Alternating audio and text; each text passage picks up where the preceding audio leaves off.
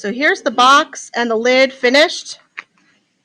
And I'm going to work on a little bit of smoothing, and then we're going to need to start adding the decorations according to your chosen theme. So the theme that I chose for mine is the beach.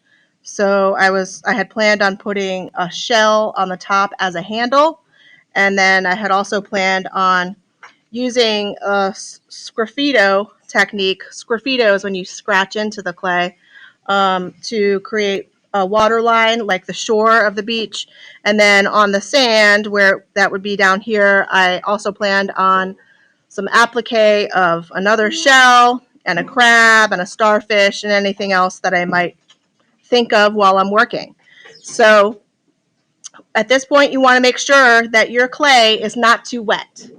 Okay, it can't be dry because you're still adding applique. You need to be able to score and slip and smooth your pieces on, but don't use a wet sponge too much at this point. Every once in a while, you may need to smooth something with a slightly damp sponge, but if you're adding too much water to your clay once it's finished, you're not going to be able to use the sgraffito technique the best way that you can, because sgraffito is best on leather hard clay, and the box is more likely to warp and fall in on itself and not stay together if it stays too wet.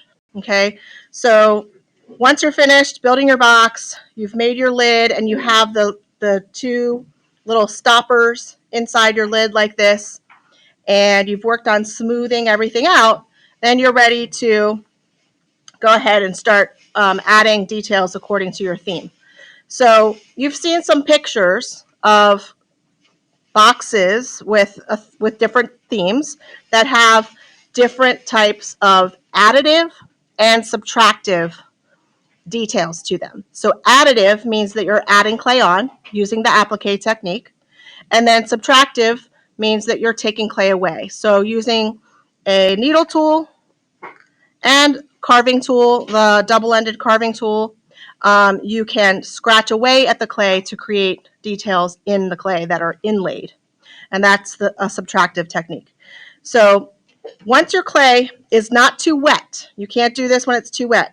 Now I can see that my clay on my box is not quite leather hard yet. It is still just a bit softer than leather hard. So when I do scratch into the clay, I'm gonna scratch in to create this shoreline all the way around my box. When I do that, it's dry enough that it is creating a nice clean line.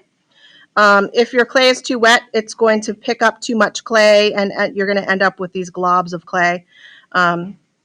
Although when it's leather hard, you may find that you're getting little dried chunks of clay coming out when you're scratching. But right now it's pretty darn smooth, so that looks pretty good.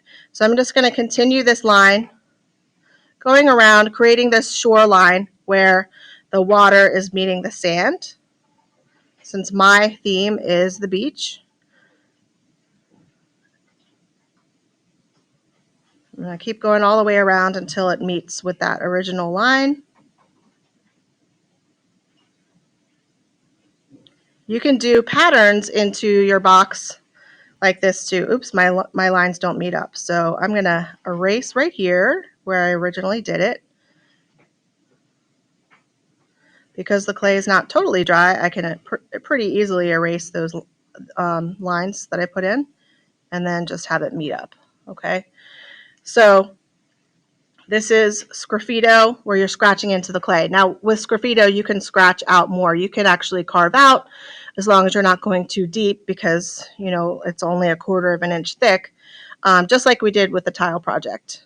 Okay, so keep in mind that you can both use those subtractive techniques, carving away from the clay, as well as the additive. Now, my next point that I need to do, because I'm not scratching a lot of clay away in my design, I'm mostly adding on. The next thing I have to do is to create my applique that I want to add on. So I kind of need to just put my box away for the moment and focus on the parts that I want to add on. So at this point, I would take my extra pieces of clay. I do have all my pieces of extra clay are slabs or coils. And if I don't need a slab or a coil, I can just take one of my slabs and squish it back up into a ball of clay and start making the pieces that I want to add on. So I could, make the pieces that I want to add onto the box first. I could make the pieces I want to add onto the lid first. I kind of just want to go straight to finishing my lid. So I'm going to take this piece and I'm going to decide how big I want my handle to be. And then, I think this is probably a good amount of clay to create my shell for the handle. So I'm going to stick with this clump of clay, leave my other pieces of extra clay covered up in plastic so that they don't dry out during this longer period that we have today. And then I'm going to start creating my shell. Remember that anything that you add to your top or your sides can't be any thicker than your thumb. And my shell is definitely going to be thicker than my thumb. And so what I'll do is I'll create the shell and then I'll hollow it out from underneath. Plus, shells do have that, section where they're open in the center. So I would need to open it up anyway after I've molded it to make that, hollow center that a shell actually has, because it's going to be one of those shells that winds up. So, so just keep in mind, anything you're making as your handle cannot have any parts that are thicker than your thumb. And if they do, I can individually help you figure out whether you need to like poke a hole through the bottom of it, because poking a hole will help, or to hollow something out, and I can help you individually figure out the best way to make your particular applique piece the right thickness. Okay, and that's it for today. So once you finish your box, just keep in mind, don't get it too wet.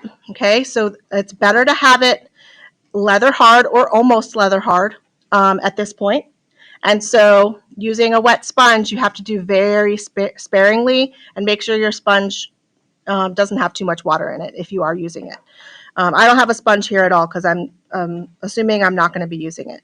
Any time that I do have to smooth something out, if I mess it up, if I really need it, I can just use my wet paintbrush with a tiny bit of slip and my rib tool, but generally I'm just using the rib tool to smooth things out at this point without any water. Okay. Any questions before I end the video? Okay, great.